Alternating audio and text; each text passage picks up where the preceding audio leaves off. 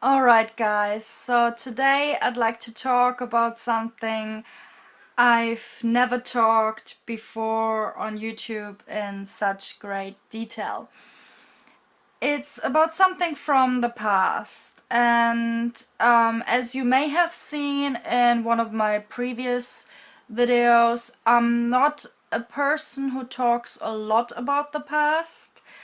But this time I decided to share my story because I think it may raise awareness.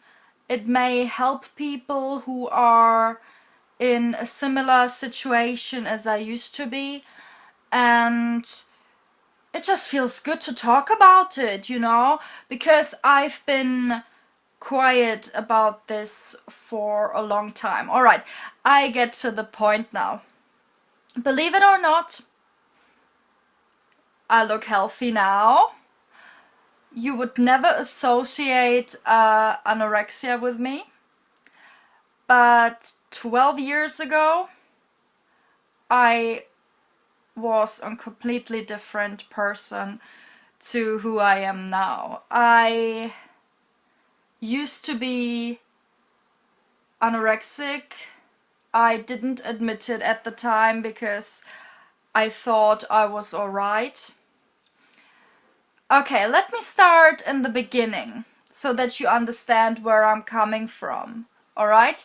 So it all started when I was about 13.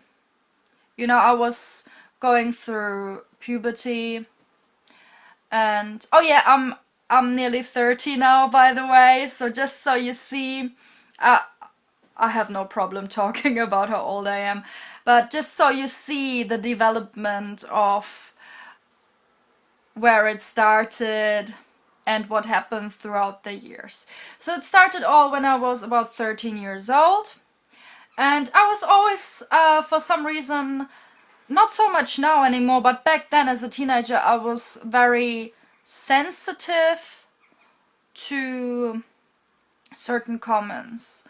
I mean, I'm still kind of sensitive sometimes now, but not so much anymore. It doesn't affect me in the same way like it used to affect me anyway. So I was 13 and I looked at the time quite mature for my age. And certain people started saying certain things that really hurt me. And constructive criticism was fine. I started just exercising and stuff, but when I was 14, someone at school called me a fat whore. And that triggered a kind of fire inside me. I started losing weight from then onwards. I was 14. I was hurt by that comment. Who wouldn't be? And I started focusing on weight loss. And I wasn't big at all at the time. It was just crazy, but as a teenager you're easily influenced by your surroundings, by the media, and I put a lot of pressure on me, and I promised myself to never ever be called a fat whore by anyone ever again. I promised myself to show these people who I really am, and yeah, I was striving for perfection basically, and I thought that if I become perfect, so to speak, all my wishes would come true. So, by the age of 17, I lost about 10 kilos. I had 45 kilos at the age of 17. Finally, I had my ideal weight, as I was thinking. I felt happy, I felt confident. And I wanted to maintain how I was. But somehow my brain wouldn't let me. because I had a well-functioning metabolism back then as a teenager, and I was having 3 meals a day, and I had 45 kilos and I was fine. But because my brain was already craving control, I developed like a hunger for control that was stronger than the hunger for food itself. So for some reason, I would cut down more and more on what I consumed, because at the time it felt really good. Because everything else in my life, people around me, I felt so much out of control because of certain things that happened. I don't want to go too much into detail about other people, but I felt that I was the only person I had control over. So I was striving for perfection. I went to drama school when I was 18, but 6 months later, I was told by one of the head teachers at drama school that I had to take a break from my studies because I wasn't 45 kilos anymore. I was 35 kilos at the age of 18. And even though I knew what was happening, and even though I wanted to get back to 45 again, I was really fixed on numbers, which is insane. But it was out of control. My brain wouldn't let me, you know, because the fear of becoming fat again was too big, you know. I was craving so much control that even though I knew I was skinny at the time, my fear of gaining weight was so strong that I would just eat smaller portions and just keep restricting myself. And it started feeling normal after a while, you know. When you do this for a couple of years, it starts feeling normal. Your body adjusts, your brain adjusts, and it's hard to change it after a while. And as I had to take a break from drama school, it became worse. Instead of it being a wake-up call, I had some kind of depression going on. I felt like, I mean, even though I was never diagnosed with depression itself, during days off and during weekends, I would just sleep 12 hours and I wouldn't get up in the morning unless someone wakes me up. And at the time I was still living with my parents, which was kind of a blessing in disguise because my mom got concerned and she checked on me, so I did get up after all. And my dad started being concerned, so he contacted the GP, told him about what was going on. He told him about the concern, and that's when I had to start going for weekly checkups. The GP and the nurse, they would check my weight each week. But I hated this control. I hated people being worried about me because I was so much in the thinking pattern. I thought I was alright. I was feeling good. I was feeling confident. I didn't mind being too thin. I didn't care. But I was thinking, what's wrong with these people? I mean, now looking back at it, it's ridiculous. But at the time I was thinking, what's wrong with these people? I feel good. Why do they want me to become fat again? That's how I was thinking. These people were genuinely worried about me for my life, but I was angry at them for being worried about me. Because I I was brainwashed. I was brainwashed by the media. I was thinking, hey, look at all the skinny models, look at all the slim actresses on the telly. I'm just like them. What's wrong with people who worry about me? So that's how I was thinking. So my brain was totally different to how it's now.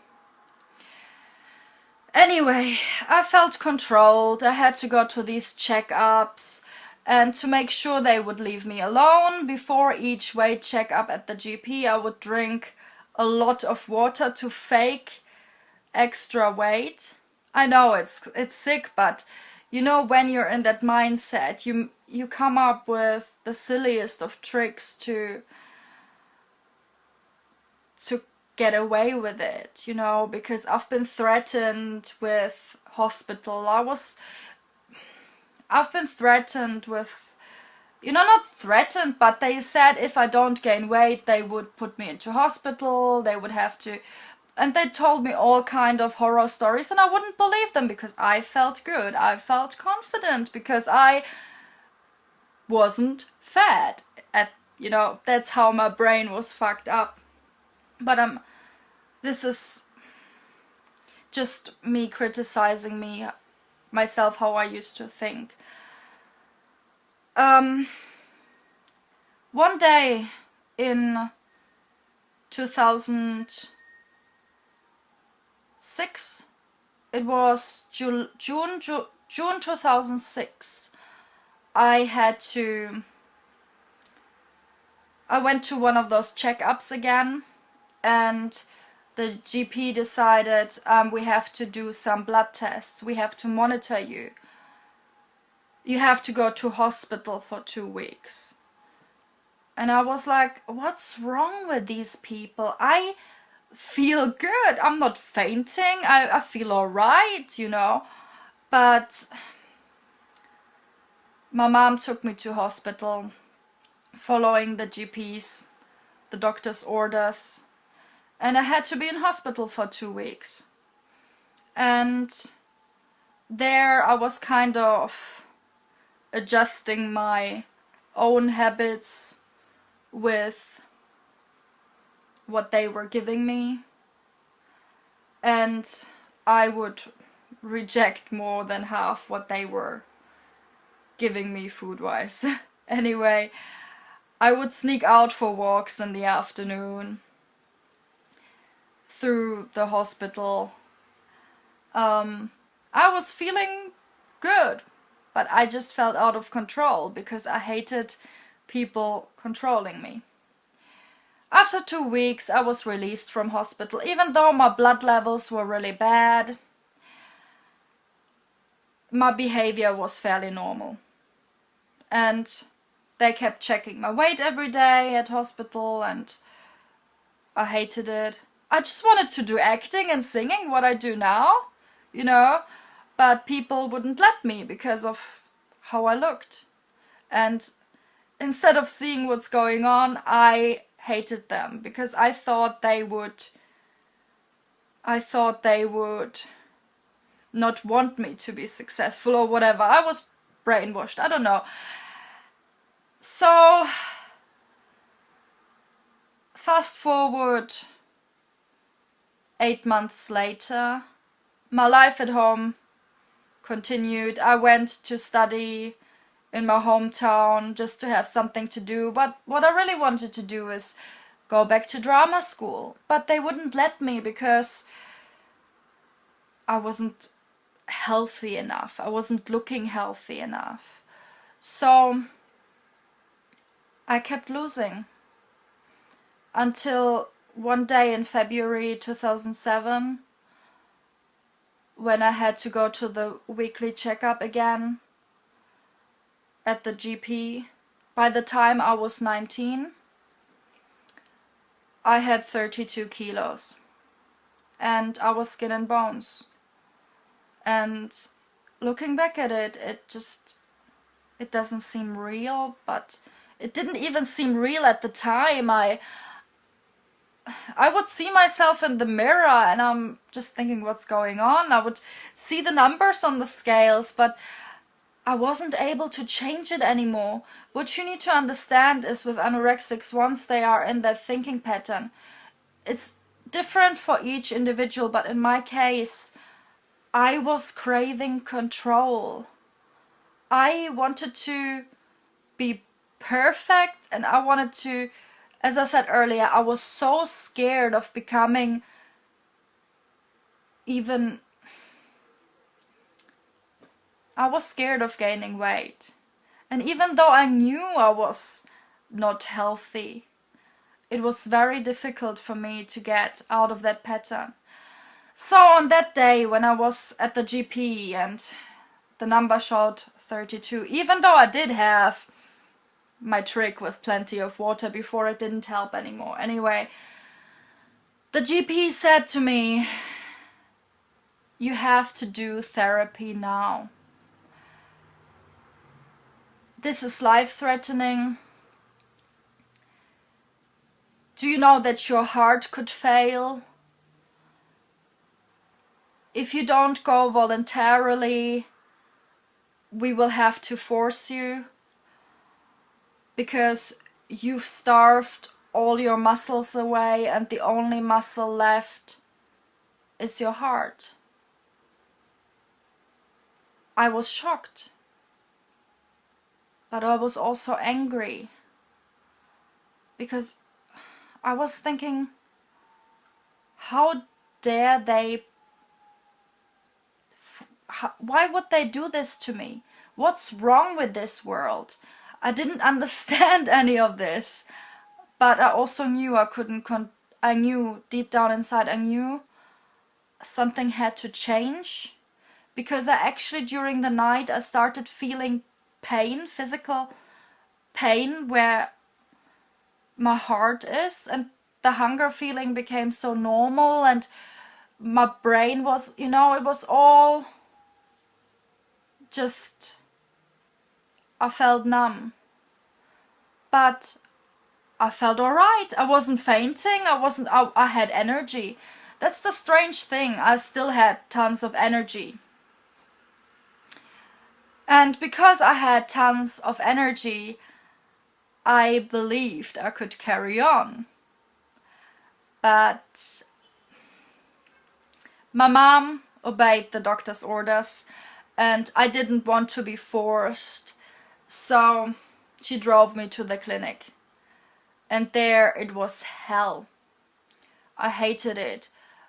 Trust me, these were the worst 6 months of my life. They were watching everything I was doing. Well, not everything, but they were watching what I eat, they were watching how much, they were checking my weight again, the nurses, and they were just, I was out of control. And the worst thing for me personally, because I love my freedom, I wasn't allowed to even leave the building.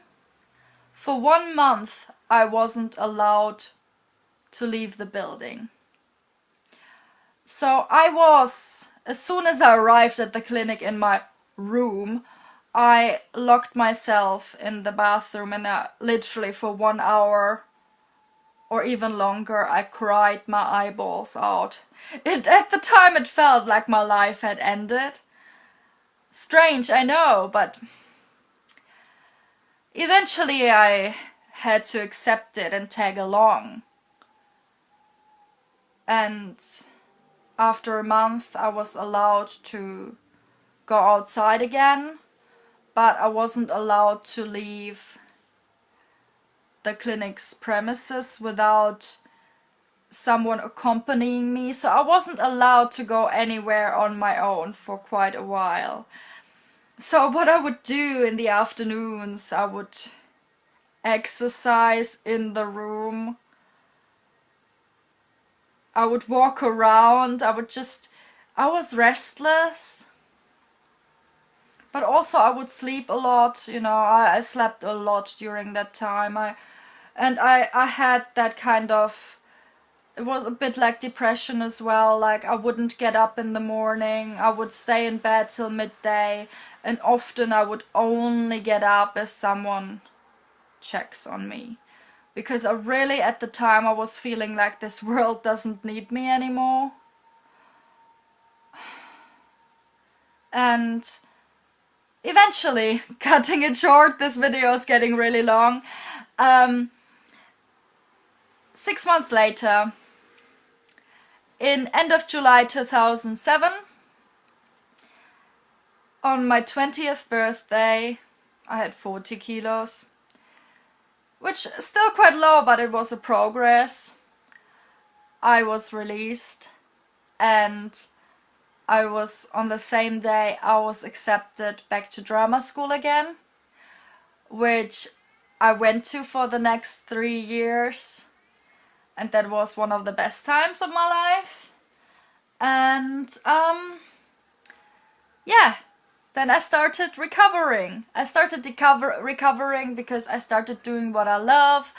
I started being more creative. I started being more productive. And I can seriously say that acting and singing kind of saved my life. And all the people I met along the way just gave me back my will to be happy and just be naturally happy and wanting to continue and not being so obsessed anymore about the numbers on the scale. It took me a long time to accept myself fully. Nowadays, 10 years later, I'm fine, but I still have a lot of insecurities, because even though my body is now average build with curves, I often still think I wish I'd be thinner. I often think I wish I would be fitter, I wish I'd be more in shape. I'm very critical of myself, you know, but because certain thinking patterns are still there, but I'm not obsessive anymore about controlling myself. Anyway, I want to share my journey with you. I developed methods of turning my thoughts around, how to gain more confidence, how to be happy, how to love oneself, how to value yourself.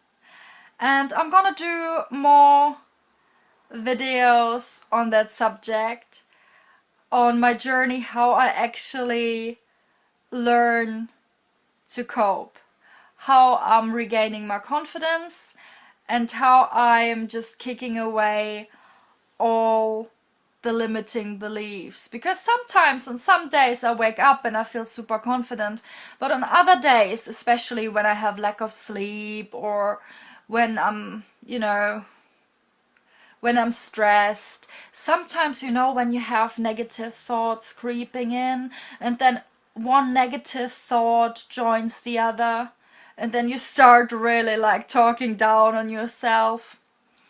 This is what I'm learning now to conquer, and in the following videos I will talk more about this. Oh god, this is really long, 23 minutes.